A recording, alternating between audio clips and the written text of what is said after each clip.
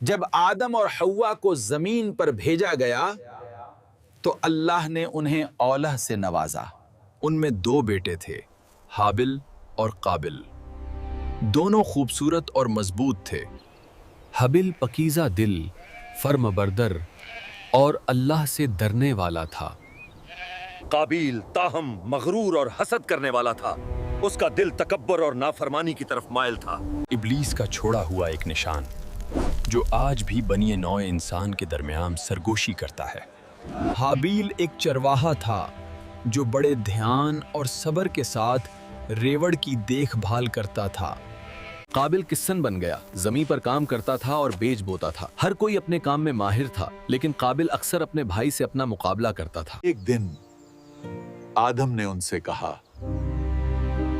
میرے بیٹوں، اللہ تم دونوں کو قربانی پیش کرنے کا حکم دیتا ہے تاکہ وہ دکھائے کہ کس کی قربانی قبول ہوتی ہے۔ یہ حکم ان کی خلوص کو ظاہر کرنے کے لیے تھا، نہ کہ ایک کو دوسرے پر ترجیح دینے کے لیے۔ حابیل نے اپنے ریوڑ سے بہترین ایک صحت مند خالص مینڈھا اپنی قربانی کے لیے چنا۔ قابیل ناراض اور حسد میں مبتلا خراب اناج لے کر آیا، جبکہ اچھا اناج اپنے پاس رکھا۔ وہ ایک پہاڑ کی چوٹی پر گئے۔ ایک الہی آگ آسمان سے نازل ہوتی تھی تاکہ قبول شدہ قربانی کو کھا جائے۔ حضرت آدم علیہ السلام نے امید سے بھرے آنسو دیکھے۔ آسمان سے ایک روشن شعلہ اترا اور حابیل کی قربانی کو کھا گیا۔ تاہم قابیل کی قربانی کو چھوا نہیں گیا۔ نشانی واضح تھی کہ اللہ نے قلب سلیم کو قبول کر لیا۔ قابیل کی آنکھوں میں حسد کی آگ بھڑک رہی تھی۔ اس نے اپنے بھائی سے کہا، کیا تم سمجھتے ہو کہ تم مجھ سے بہتر ہو کیونکہ اللہ نے تمہاری قربانی قبول کر لی؟ اگر تم مجھے قتل کرنے کے لیے ہاتھ بڑھاؤ گے بھی، تب بھی میں تمہیں قتل کرنے کے لیے اپنا ہاتھ نہیں بڑھاؤں گا۔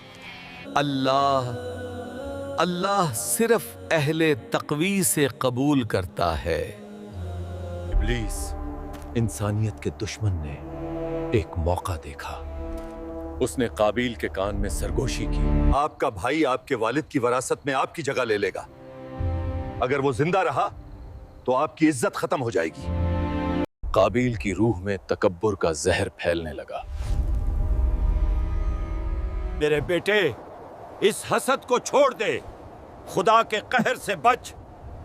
میرے بیٹے، حسد ہر تباہی کی جڑ ہے۔ ابلیس کو حسد کی وجہ سے نکلا گیا تھا، اسے اپنے آپ کو کھانے مت دینا۔ لیکن قابل پھر گیا، اس کا دل تریک ہو گیا۔ ایک دن قابیل نے حابیل کا سامنا کیا اور غصے سے کہا، میں تمہیں مار ڈالوں گا تاکہ کوئی تمہیں مجھ پر ترجیح نہ دے۔ حابیل نے نرمی سے جواب دیا، اگر تم مجھے قتل کرنے کے لیے اپنا ہاتھ اٹھاؤ گے تب بھی میں تمہارے خلاف اپنا ہاتھ نہیں اٹھاؤں گا۔ میں اللہ سے ڈرتا ہوں جو تمام جہانوں کا رب ہے۔ رات کے پردے میں قابل اپنے بھائی کے پیچھے کھیتوں میں گیا۔ حابیل ستاروں کے نیچے دعا کر رہا تھا، اس کی آواز پرسکون اور ایمان سے بھرپور تھی۔ قابل نے ایک بھاری پتھر اٹھ لیا، اس کا دل کانپ اٹھا کیونکہ انسان نے پہلے کبھی خون نہیں بہایا تھا۔ لیکن ابلیس کی سرگوشی بڑھتی گئی۔ اسے زندہ مت چھوڑنا، تم آزاد ہو جاؤ گے۔ غصے کی ایک چیخ کے ساتھ قابل نے اپنے بھائی پر وار کیا۔ یہ انسانی تاریخ کا پہلا قتل تھا۔ آسمان کے فرشتوں نے گرہ کیا اور زمین غم سے لرز اٹھی۔ قابل اپنے بھائی کی بے جان لاش کو دیکھ رہا تھا۔ دنیا خاموش اور خالی محسوس ہو رہی تھی۔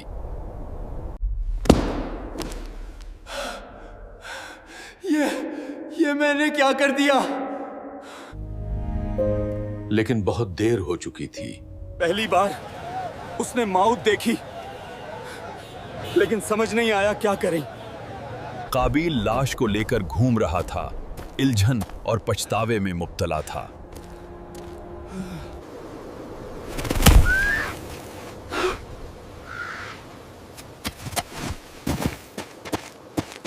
काबिल समझा और कहा, हाय मुझ पर, मैं वो भी न कर सका जो इस कौवे ने किया। कांपते हुए हाथों से काबिल ने जमीन खोदी और हाबील को दफन कर दिया।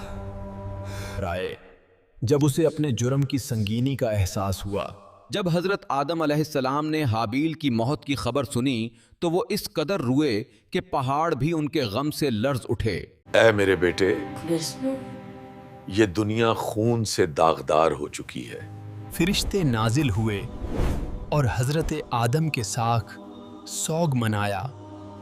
उन्होंने कहा, ये नाफरमानी और हस्द का नतीजा है। इंसानियत को ये सबक याद रखना चाहिए। ए आदम, तेरी औलाद में से पैगंबर और नेक लोग भी आएंगे, लेकिन जालिम और कातिल भी। हर एक अपना बोझ खुद उठाएगा। काबिल जमीन पर भटकता रहा, बेचैन और डरा हुआ। यहाँ पड़ गया और वो पछतावे और गुनाह की अलामत बर गया। हाबील की रूह ने आसमानों तक फरियाद की। अल्लाह का कलाम है, मासूमों के खून से एक दिन इंसाफ जरूर बर्पा होगा। और ये कत्ल की सजा और जिंदगी के तकद्दुस की इलाही बुनियाद बन गया। हसद और कत्ल का पहला गुनाह इंसानियत के लिए एक उबरत बन गया।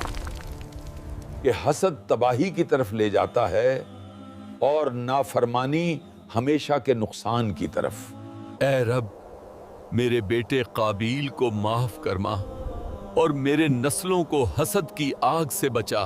उस दिन से हाबेल का खून एक याद दहानी बन गया। सच को शायद कत्ल किया जा सकता है, लेकिन उसे कभी भुलाया नहीं जा सकता। हसद, कफर और बगावत की जुक है। इबादत में इखलास अल्लाह की कबूलियात का तायुन करता है। हाबील और काबिल की कहानी हक और बातिल के दरमियान आजली कशमकश की इकासी करती है। जिस तरह हाबील अंबिया के रास्ते की नुमाइंदगी करते हैं और काबिल जालिमों के रास्ते की नुमाइंदगी करते हैं।